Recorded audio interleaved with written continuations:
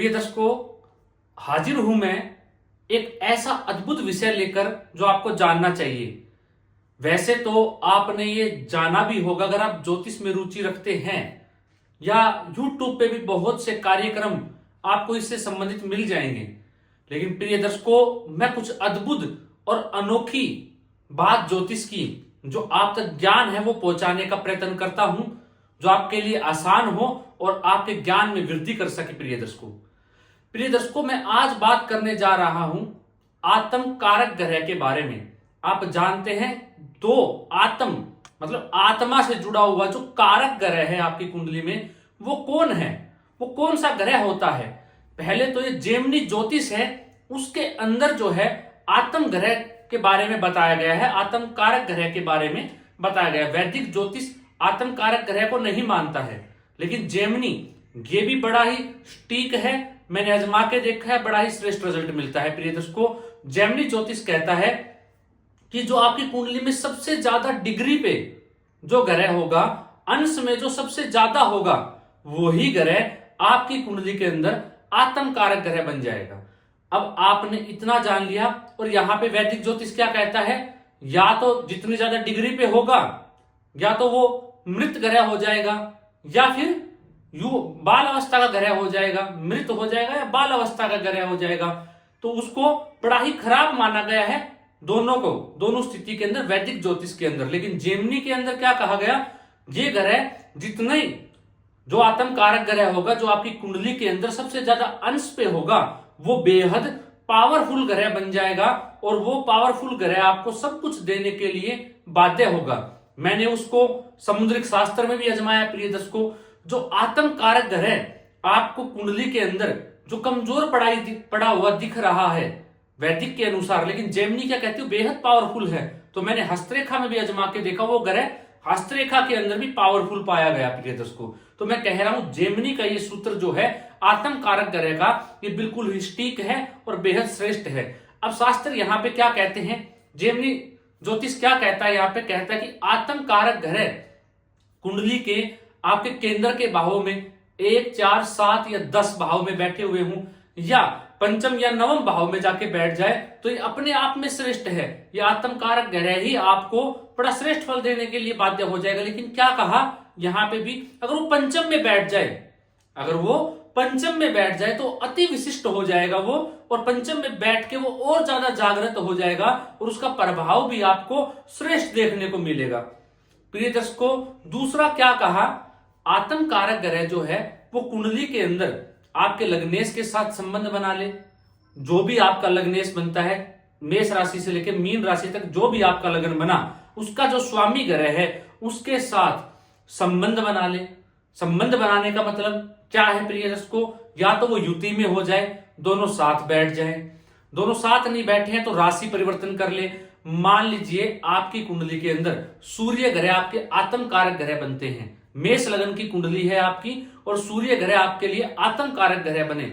अब यहां पे क्या कहा, आत्म कारक ग्रह जो बना मंगल के साथ, या तो युति कर ले, सूर्य मेष लग्न की बात कर रहा हूं प्रिय दर्शकों, काल पुरुष की कुंडली, ताकि आप समझ पाओ, या तो मंगल के साथ युति कर ले, मंगल और सूर्य की युति हो जाए कुंडली के अंदर, या क्या कहा, दोनों राशि परिवर्तन कर ले, सूर्य मंगल की राशि में चला जाए मेष में, और मेष जो मंगल है वो सूर्य की राशि में आ जाए, ये कहा, या दोनों का दृष्टि संबंध बन जाए, आपस में एक दूसरे के सामने हो जाए, तो भी ये प्रभावशाली हो जाएगा, आपकी कुंडली मजबूत हो जाएगी। वहीं तीसरा क्या कहा प्रिय दर्शकों, अगर आपकी कुंडली के अंदर जो आत्म कारक ग्रह है वो नवमेश के साथ, जो भाग्य का स्वामी है, आपके लग्न कोई भी हो सकता है, आत्म कारक ग्रह आपकी कुंडली में कोई भी बन सकता है, लेकिन क्या कहा, जो भाग्येश है आपका, नवम भाव का स्वामी है, उसके साथ या तो युति कर ले, या उसके साथ दृष्टि संबंध बना ले, या राशि परिवर्तन कर ले, तो भी ये श्रेष्ठ हो जाएगा, श्रेष्ठ प्रभाव देने के लिए बाध्य हो जाएगा। अब मैं बताऊंगा उसका प्रभाव आपको कब देखने को मिलेगा आत्म कारक ग्रह का। प्रिय दर्शकों, आगे कहा, आत्म कारक ग्रह आपकी कुंडली के अंदर, आपकी कुंडली में जहां भी बैठा है, उससे दूसरे भाव में, उससे चौथे भाव में, उससे 5वें भाव में क्या हो, शुभ ग्रह जाके बैठ जाए, देवगुरु बृहस्पति बैठ जाए, शुक्र बैठ जाए, बुध ग्रह बैठ जाए, या इन्हीं में से ही कोई ग्रह है तो उनमें से कोई और ग्रह जाके बैठ जाए, शुक्ल पक्ष का चंद्रमा जाके बैठ जाए, कोई भी एक ग्रह हो जाए, दो हो जाए, तीन हो जाए तो अति शुभ। या तो दो ग्रह हो या तीन ग्रह हो या एक ग्रह, कोई भी हो, वो बहुत ही श्रेष्ठ प्रभाव देने के लिए बाध्य हो जाएगा आपकी कुंडली के अंदर आत्म कारक ग्रह। प्रिय दर्शकों, वैसे ही कहा कि तीसरे भाव में, आत्म कारक ग्रह से तीसरे भाव में, छठे भाव में पाप ग्रह जाके बैठ जाए, जैसे शनि बैठ जाए, राहु बैठ जाए, तो भी आत्म कारक ग्रह को बल मिलेगा और आपकी कुंडली बेहद मजबूत हो जाएगी। और वो आपको देखते ही पता लगेगा, क्योंकि ऐसा व्यक्ति कोई साधारण व्यक्ति नहीं होगा, उसके पास सब कुछ होगा जो वो चाहता है। प्रिय दर्शकों, अब आखिरी जो सूत्र है वो ये कहता है कि जो राहु और केतु है वो कभी भी आत्म कारक ग्रह नहीं हो सकते। सिर्फ 7 ही ग्रह आत्म कारक ग्रह बनेंगे, सूर्य से लेकर शनि तक। राहु और केतु इसकी गणना में नहीं आएंगे। अब आप अपनी कुंडली खोल के देखें कि आपकी कुंडली में आत्म कारक ग्रह कौन सा है और वो कहां बैठा है, चाहे वो त्रिक भाव में हो। जो मैंने सूत्र बताए वो लागू होंगे, लेकिन क्या कहा था, श्रेष्ठ होगा केंद्र में या त्रिकोण के अंदर, केंद्र के भाव में, और उनमें भी सबसे श्रेष्ठ होगा पंचम भाव में। उसके अलावा कुंडली के कोई भी भाव आत्म कारक ग्रह जहां भी बैठा हुआ है, चाहे त्रिक भाव में बैठे हो, उससे 2 घर, 4 घर, 5 घर आगे शुभ ग्रह हो या 3 घर, 6 घर आगे कोई पाप ग्रह हो, तो वो श्रेष्ठ प्रभाव देने के लिए बाध्य है। आप आजमा लीजिएगा।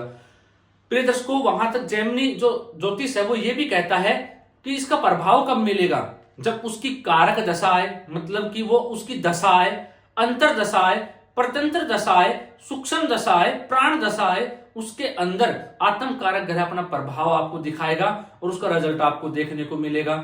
वही प्रिय दर्शकों कहा कि गोचर के अंदर आपकी कुंडली से, आपके लगन से और आपकी राशि से जब जब उस भाव से या उस राशि से आत्म कारक ग्रह गुजरेगा, तो भी वो आपको लाभ पहुंचाने के लिए बाध्य रहेगा। आशा करता हूं प्रिय दर्शकों, आत्म कारक ग्रह के बारे में आपने जानकारी जो आज जानी है, जो आपके ज्ञान में वृद्धि हुई है, आपने इसे नोट कर लिया होगा, क्योंकि ये बेहद ही महत्वपूर्ण विषय था हमारा। ये आपको हर विषय के बारे में जानकारी होनी चाहिए। अगर आप ज्योतिष बनना चाहते हैं, ज्योतिष सीख रहे हैं, अपनी कुंडली का अध्ययन कर रहे हैं स्वयं, तो भी आपको पता होना चाहिए। तो देखिए आपकी कुंडली में कौन सा आत्म कारक ग्रह है और वो बेहद प्रभावी है, वो आपको क्या रिजल्ट दे सकता है। अपने आत्म कारक ग्रह को बल देके भी, जैमिनी ज्योतिष ये भी कहता है, अपने आत्म कारक ग्रह को बल देके भी जातक अपने जीवन में सफलता अर्जित कर सकता है। आज के लिए इतना ही, इजाजत दीजिए, मुझे मिलता हूं कोई नया और अद्भुत कार्यक्रम लेकर। नमस्कार।